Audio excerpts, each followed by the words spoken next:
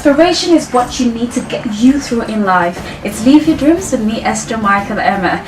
This is a show that empowers you to believe in yourself. Dream it, see it, believe it, it's all in you. Catch it on this channel every Tuesdays at 11 a.m. and be inspired. Every day you wake up, say these 3 words to yourself. I can, I will, I am. Yes. You are who you say you are. You can be who you say you want to be.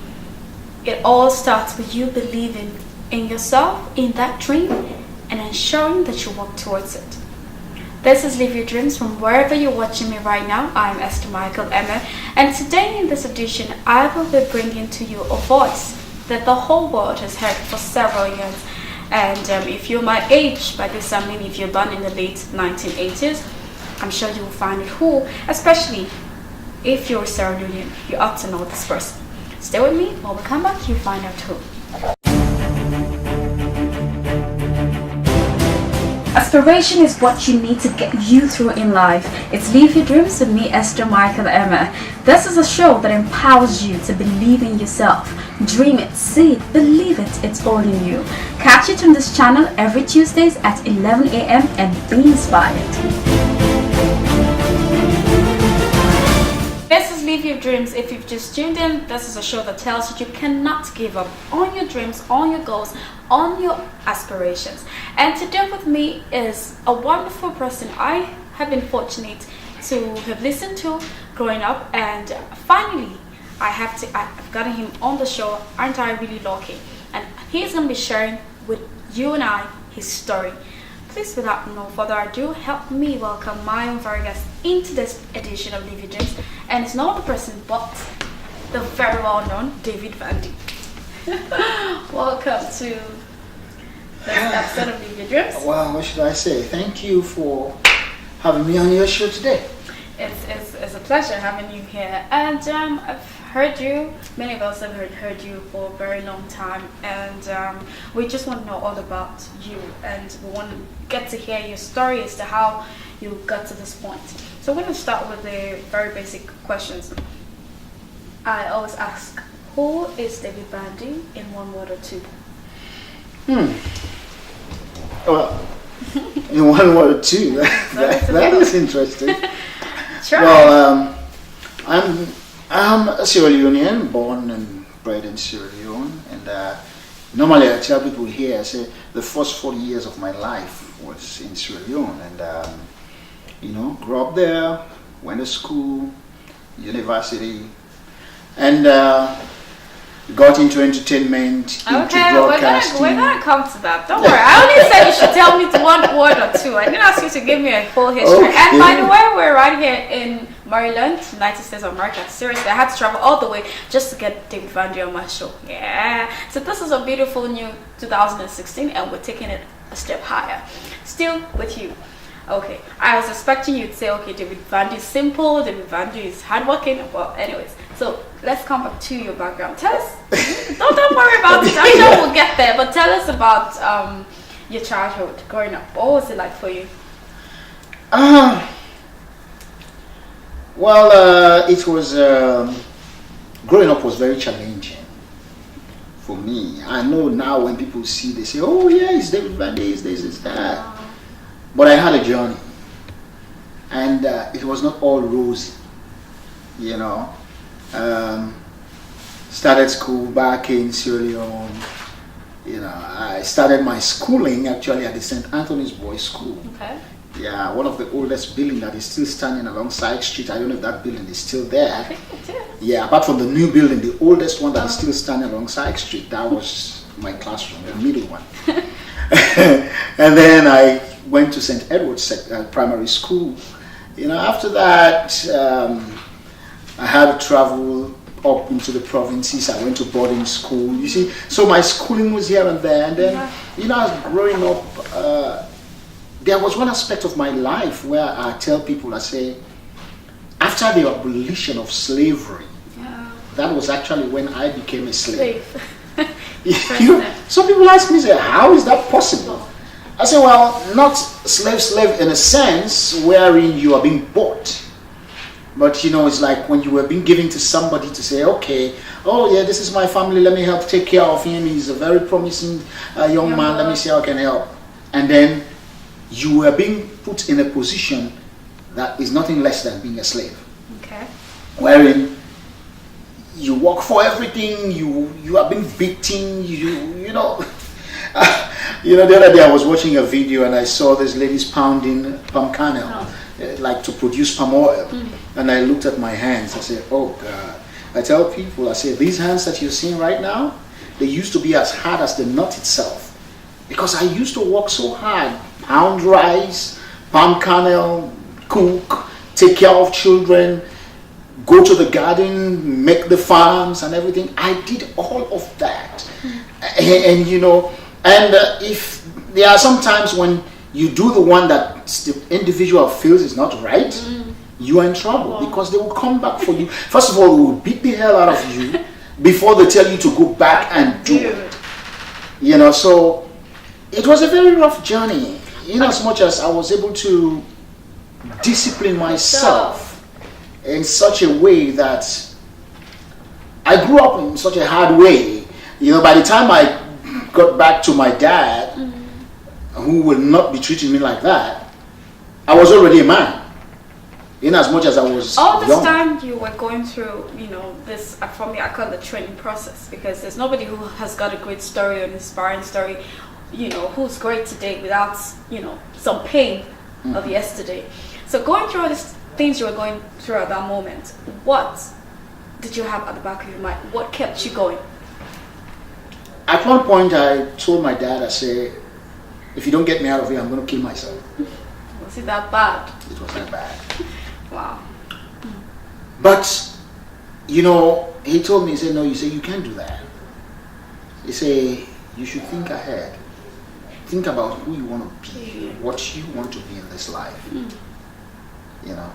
And so since that day, I had this determination. He said, I will get you out of there, but you have to think, when you get out of there, who do you want to be? What do you want to be? That should be your focus. And since that day, I started thinking who I want to be, what I want to be. What am I learning out of this suffering? How would I be able to cope tomorrow in case my dad, who was my backbone, was not there? Yeah. Little did I know that, in fact, that he was going to die very young. You know? So, I had to be a man even before I became a man. I understand what that means. Yeah. So, when your dad said those words to you, who were you thinking of becoming? When I was going to school? Yes. I wanted to be a lawyer, Okay. actually. So I was reading arts. I love arts. I love literature. I love acting. Sounds like that has me. been in my system. You know, so I was thinking of being a lawyer. And interestingly, thinking of being a lawyer, when I took my O-levels, the first job I got, by then I was also a dancer. You know, I was dancing in nightclubs and you know, doing miming and all this stuff. I hope you give us some moves later. I still got some, you know. And you know, I was dancing at the NP club right by the cotton tree. It was BP at that time. Okay. You know, and there was this gentleman, a very fine gentleman, may he so rest in peace, he's dead now. Donald George. He was one of the most powerful lawyers in the country. He was sitting at the counter. You know, so after my performance, I came to the counter and I was sitting there. And, you know, and the guy looked at me, he said, man, you're a very good performer. I said, what do you do now? I said, well, I just took my O-levels and for now, there's nothing doing. I'm just waiting for my results and I want to go to college. I want to do this, I want to do that. I want to be a lawyer. He said, really? He said, so you are not working? I said, no. He said, well, would you like to work for me? I said, who are you? I said, well, I'm a lawyer and my name is Donald George. And I've had that name before. I could not believe myself. I want to be a lawyer. And I said, God, my first job after school is to work with a lawyer. Wow.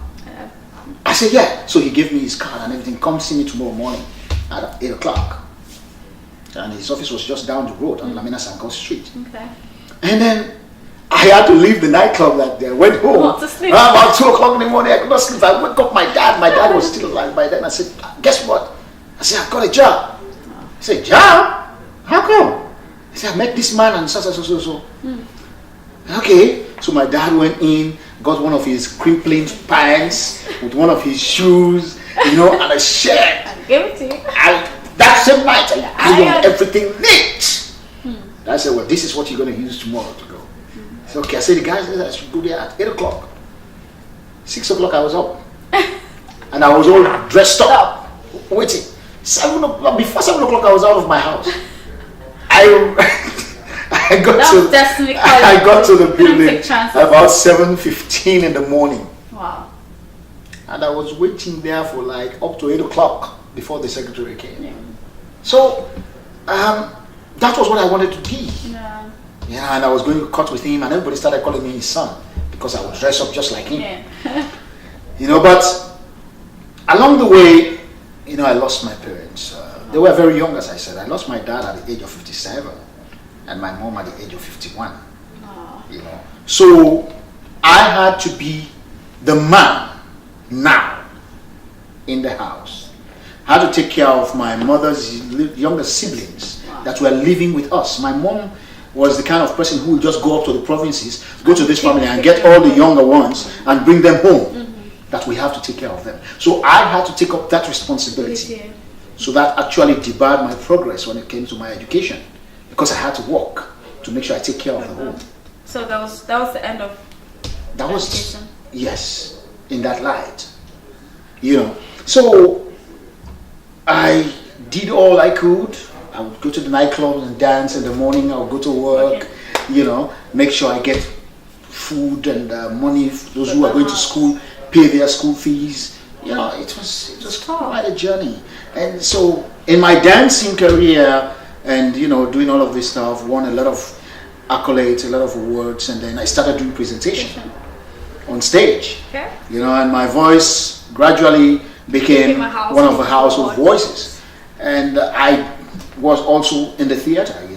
I love theater, and I first got my dancing group, a cultural dancing group, with this guy called George Fona. It was Kylo the Dance Drama. Okay. Before, in 1978, I got an invitation to Sarah Magnamix Theatre, by then one of the leading theatre groups in the country.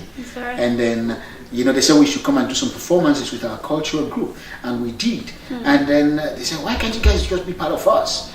And so looking at it, and I got my first role in a very major play called Marry Me or I'll Die. Oh. And we were going to perform in Kenema for the first time, taking mainstream theatre to Kenema for the very first time. Sorry, let me cut you shortly there. I don't know if we still have those going on.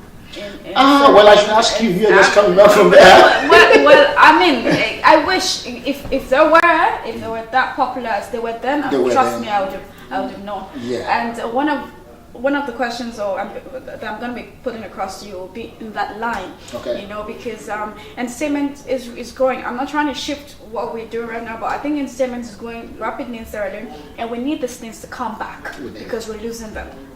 But quickly, we'll go for a short break, and when we come back, we're going to find out how you gradually progressed from a theater actor to a world-class broadcaster. So stay with us, we'll be right back.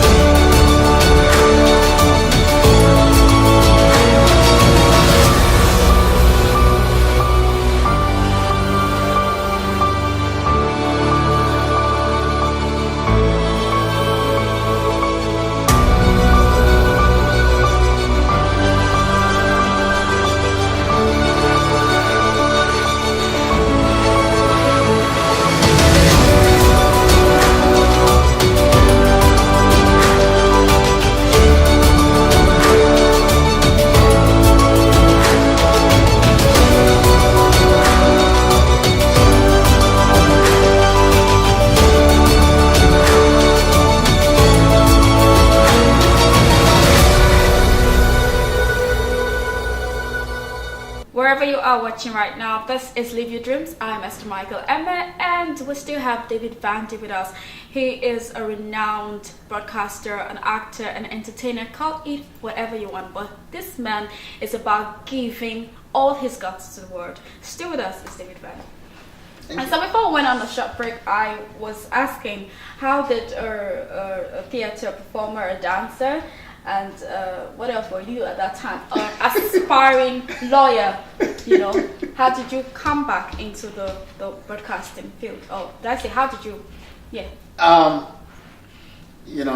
those days when I was doing presentations, when we had the theater performances, we would have side attractions, and I would be there to make those presentations. And one of the most popular broadcasters at that time, who was the Director General of the Australian Broadcasting Service, not corporation, the great Chipo Felix George.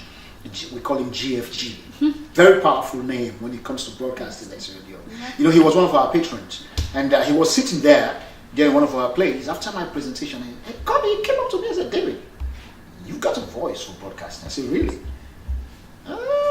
You want to give it a try?" I said, "Sure, why not? What do I have to lose?" So he took me for audition at the SLBS. That was sometime around 1989, 88, 89. There you go again with the dead. Some of us who weren't born. And then, I went for my audition. I had lots of other people. But unfortunately, when it was time for the selection, what happened here and there, I don't know. But my tape got lost. So they couldn't find it. No, they couldn't find it. Wow. So Jibu was not happy with that. And fortunately, in 1990, just a year after that, the first FM radio station was opened in Sierra Leone. That is the Atlantic Broadcasting Corporation, ABC FM 94. They were broadcasting from the Bintumani Hotel. And by then I had a show at Bintumani every Sunday.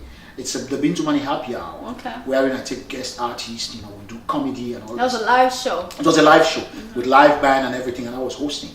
I was organizing the whole show for Bintumani Hotel.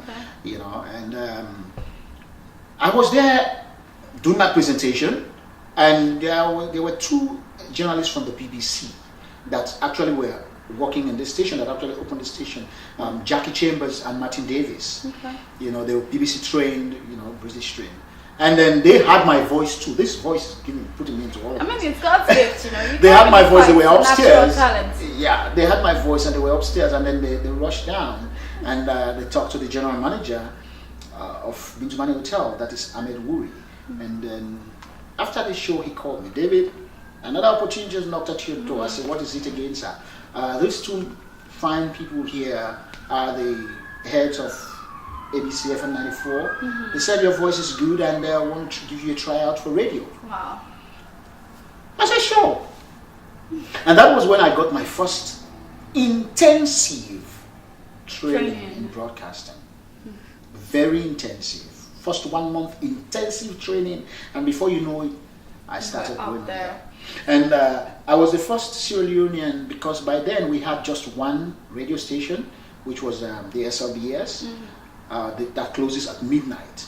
I was the first Sierra Leonean, or I'll say I am the first Sierra Leonean to work after midnight on radio in Sierra Leone, from 12 midnight to 2 a.m. Wow. By then when people should be sleeping, you have to keep them up. So I had a show called the Atlantic Night Cruise. Wow, nice. Yes, the Atlantic Night Cruise. Man, I brought back all those old time music, old school. The way you sound like a very romantic person. Nice. Well, I know I am. Tell us what was the transition from Sierra Leone doing the Atlantic, Nights Cruise show and coming to the United States of America? After ABC FM 94, the coup came in 1992, the NPRC coup, and then that was the station that was used for the coup, and then it was shut down, and all of a sudden I got a call again from the SLBS to say, "Oh man, we still need you here, can you come over?" And I went in there, I started doing Star Parade with the Sierra Leone Brewery, and then before you know it, I was created a show called the Wiki Waki Show. It was a radio show from 1 in the afternoon to 3 p.m. in the afternoon. Kind of interesting title of that show, the Wiki Waki Show. What was it about? Show. It was a musical show. Okay. But by then, everybody wants to work during prime time. Okay. In the morning or in the evening when everybody will be listening. In the afternoon, nobody wants it. I said, okay, why not? Give it to me. Okay. And by the time you know it, people don't even advertise during those periods. And by the time you know it, Wiki Waki was the biggest show on radio. And everybody wants to advertise on Wiki Waki. And some people still call me Wiki Waki today because they were so much in love with the show. The title alone is very hilarious. I was there, and then I started, musical mix started on radio, on television with Esther Banya and David Cheto, and then they left, and then I had a coming. Took musical mix together with Kumba Brewer, and then we made musical mix into something else on television. Become one of the biggest shows, and I started a comedy show, the first on-site shooting of a comedy show called the DAVID Productions, like David Vandy Productions, that was changed over to One Port, where you have all these comedians, because I was working with them also, I've been to Mani. So I brought them into television, so we started doing these shows and all this. And then I had to transition during the war came into Sierra Leone, into Freetown. I had to move over to 98.1. In 98.1, I rose up to commercial officer and all this, when we came back from Lunge, I was there. And then from 98.1, whatever happened there is history. But that again gave me one of my biggest time in broadcasting, And then I got a call when I left 98.1 to work with the United Nations. Oh. Yeah. And so with the United Nations, I train people. I love training people. Train over 150 military personnel men to go on air and broadcast to their countries. I have shows going on. I produce and I host shows. So I worked with the United Nations until I was called again to be the general manager of Sky Radio 106.6 FM.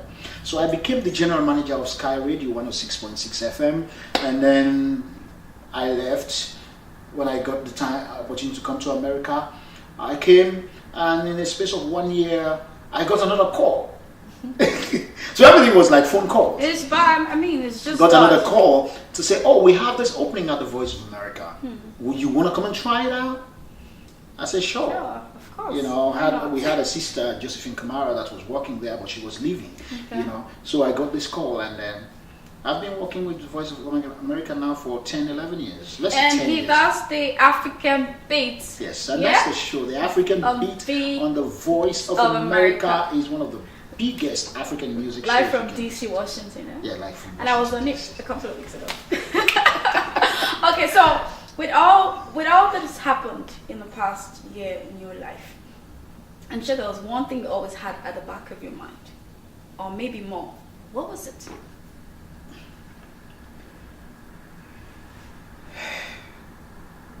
I always want to give back to my people. I always want to make my people feel good. I always want to make my people feel belonged and wanted and important and appreciated. Because the way I carry myself is a reflection of who I want my people to be. I look at myself there. I'm not just there because I want to be there. I'm there because God placed me there in a strategic position that my people will look to me and say, wow, okay, this is our son. He's there and he's doing this. And they're proud of you. Yes. And so I don't want to do anything that can let my people down. I always want to represent them in such a way wherein they'll be very proud of me. And so in fact, when I came here, we're talking about my theater days. Yeah. I looked at what is happening in our community. What do we have? What do we tell our children? What do we have to show to our children? Those who were born here, those who came at a very tender age and are growing up into the American system. And I said, I think it would be good for me to bring back our Sierra Leone theater, our African theater, wherein we'll be able to teach the children about us. And I started what I call the Sierra Theater Productions in 2009, 2010, here in America. And that theater group was the first Sierra Leonean theater company to perform at the John F. Kennedy Center for Performing Arts in Washington, D.C. Wow. With one of my plays called True Friendship. And after that, we went to New York and other places. And we've performed for the Smithsonian Museum for African American Arts and Culture. I did a 3-part series called The Long Awaited Return. It's a play that depicts in those olden days when people were brought in as slaves, and then we started coming by ourselves, and then those who were born here from slave, who are descendants of slave, trying to find their roots to go back. And you can imagine that kind of return. Yes. So that was what was called The Long Awaited Return. And recently I did one of our epic plays in Sierra Leone called Cry of the Country Virgin, and our people are appreciating it, and our children are beginning to see us and fall in love with what we're doing. Because here, what they tell them is gospel. It's just the truth. That is what they believe. What they see on television is what they believe. So if we don't teach them our own way, they will never know, because their brains are being conditioned to know what is. If you ask the American kid, they don't know who Sembe Pierre is. They know who Joseph Sinke is. That was the name that was given to Sembe Pierre. They will tell you about Joseph Sinke. They will not tell you even where Joseph Sinke came from. They will just say he came from an African country. But that was Sembe Pierre that was taken from Sierra Leone, that was the leader of the Amistad Revolt. And even when he left back and went back, he died in Sierra Leone. They will not tell you all of that. So we need to educate our children. We need to tell them where we come from. We need to let them know our culture. But gradually we are losing it. Sure. And that is what I don't want. So that is what has been at the back of my mind. To say, we have to let our children know our culture. We cannot sit back and let them lose it. If we lose it, then they are going to lose it, because this generation is going to pass. True. If our generation passes and we don't pass on to this and that's it. Younger ones, I'm sorry. So I want to ask, how are you going to relate or replicate this traditional theater that you're doing here in Sierra Leone back home? Because I think it's also very important. We're losing it too back home. Yeah, I know. Yes. So what have you planned out? I know it's been a long time, my people. I missed you too. I know you missed me, but I missed you too. But somebody is going to go out to be somebody. True. And I will come back. I want you to know that I love my country, I love my people, and I'm coming. He's sincere. I'm coming. But one thing I want us to know is those in authority should look positively at the culture of our country, should look positively at the Ministry of Tourism and Culture, should look positively at the entertainment industry, because that is one area where we are being used and abused just when they need us. And then when they get the power, we are nobody. Or who are they? Well, these are just those boys and girls that are performing on the streets. But when they need you to get into elections and win an election, they need your talent. Can't you see, people? Can't you see that you're just being used? So, and when you look at what is happening, what is happening at the Ministry of Tourism? How many people are at the Ministry of Tourism that know what culture is all about? That know what tourism is all about? It's just political appointments. And for me, I am so disappointed. And there is one person that I say I can cast the blame on, but sometimes it's not nice to cast blames. Just leave it like that. What's important is, what I keep telling people is, what's important is we as individuals do what we can to make a change in the society, in our community, in our country. If we keep wanting to blame somebody else for that, then nobody is going to do anything, because we're all going to stand and pointing hands at each other. That is why I asked you, David Vandy, what's your plan? You're coming back. Okay, I'm going to be waiting for you, and it's true. Honestly, I'm going to be waiting for you, and I'm definitely going to want to be part of whatever it is you're going to be doing, because I believe in culture. I believe in Africa. Even as much as people are not really sure where I'm from, I tell them I'm a Sierra Leonean and I'm a Nigerian. You can't take that away from me. That's who I am. And Africa is so rich that we intertwine in so many beautiful ways, and that's what makes us unique. Because I look at you, you look at me, and there's so much that is between us that we share. even though people really don't really get it.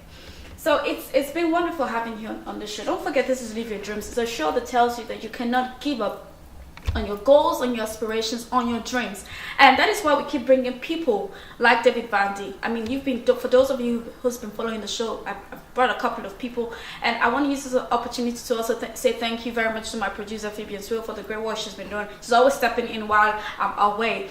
But we bring people on the show who's got story, who've been through a lot in life, and who said, I will not give up, no matter what. And that is why we still have David Vandy right here with us. So, one last thing. Tell us, again, something that we do not know about you. Something that you would not, tell us in the open. This is an open. I know, right? Still, go ahead. Nobody's watching, trust me. It's just your life. Well, I'm pretty sure that I know I love you all. Mm-hmm. And I don't know what is there that you don't know. Okay. But the thing that you will not believe is what you don't know is I'm coming back. Some of you will be it will be very difficult for you to believe that. But trust me, I am coming back. To stay? Yes. But the only thing I want you guys to know, there is something that has been going on in our country. The kind of mentality, or should I say the kind of way people feel towards people that have been out of the country for a while. A long time. It's like when you go there, they start looking at you as somebody who is from a different planet. Like somebody who is coming here, to take our job. Somebody who is coming here, to behave as if he knows all. No. Remember, some of us have been there before you came. And some people have left before we left. Yes. And some people are still living after us. After you must have gone back. Yes. And some of us will go back, and some other people will still come. Yes. All what we need to do is to make Sierra Leone a better place, and we work together. Let us stop thinking that those who are coming from the diaspora, in fact, they refer to us now as diasporans. I mean, no, I'm not sure I don't want to put you in the box or put you amongst that, but it's something they themselves call themselves. So you say we are the diasporans. Obviously, you don't expect them to call you any different. So it's not their fault. I want to make one thing is that as far as I'm concerned, I'm a Sierra Leonean. Yes. And even here in America, and when I go on my radio, everybody knows that I don't even joke when it comes to Sierra Leone. I know. That is why when I'm here, I tell people, I'm a Sierra Leonean. The politics in our country is a mess, but that does not change me. I can work with anybody. I can do anything as long as it is for my country. For the furtherance of the country. So quickly, Mr. Vandy, I think I would love to have more of you, but for the sake of time, we would not be able to. I just want you to, talk to somebody out there, excuse me, someone who's been watching us for the past few minutes, to just inspire them. Because this program is about helping people believe that they can make it no matter what the environment says, no matter what other people think. It's about them believing in themselves. So say something to somebody right now that would help them understand that they are all they need to be who they want to be. When you were talking to me first, we talked about my education. Yes. And that is one aspect. I did not actually stop where we ended that conversation. My education did not end there. After doing all what I was doing for my mother's siblings, when I started working for the United Nations, there were lots of people who were coming and I was training them. And then at the end of the day, because they've been to the university, they will definitely put them on top of me. All right? So I said, well, if with all what I know, with the experience that I have, and the only thing that is holding me back is a degree, is going to that university. And so I said, no matter what, I may be a big man now, but no matter what, I said I have to. So I started finding my own money. I actually paid my own way to enter Frabe College. So that is one thing I want you to get at the back of your mind. no matter what, make your education your priority. Make it your priority, because that is what is going to take you to the next level. Your parents may have their own money, they may be rich, but remember, you are always going to be you. You cannot be me. You cannot be David Vandy. It's not possible. Nobody can be me. Even when I am here, I have worked so hard. I have done courses. All right? As you see me, I'm a trained insurance agent. Very trained. I have all my certificates for that. But I love my broadcasting. And I keep pursuing it. So whatever you're doing out there, make sure your education becomes paramount. And don't give up on your dreams. You want to be somebody? You have to do something to get to that place where you can be somebody. Don't just sit and expect it to fall from the sky. It's not going to fall from the sky. Get up and do something so that you can be somebody. That is all I have for you today. Oh, thank you so much for being with us on this program. I have been inspired. And I want you to remember to get up now and do something. The enemy of success is procrastination. An enemy of success is time. You don't have time. This is the time to do what you have to do. Wake up now and put yourself together and believe in that dream. No matter how big it is, if your dreams do not scare you, then they are not enough. They're not big enough to be a dream. So dreaming, no matter how big it is, but what's important is you believe in it, you picture it, you write it down in your mind, in your diary, wherever. Put it in your mind and walk towards it. Don't give up. Don't stop now. Don't say, I'm going to do it tomorrow. No. Importantly, take your education seriously. Whatever it is at all you find yourself doing, do it well. Until I come away again, it's been a wonderful time. I'm Esther Michael Emme, and live your dreams. Aspiration is what you need to get you through in life. It's Live Your Dreams with me, Esther Michael Emme. This is a show that empowers you to believe in yourself.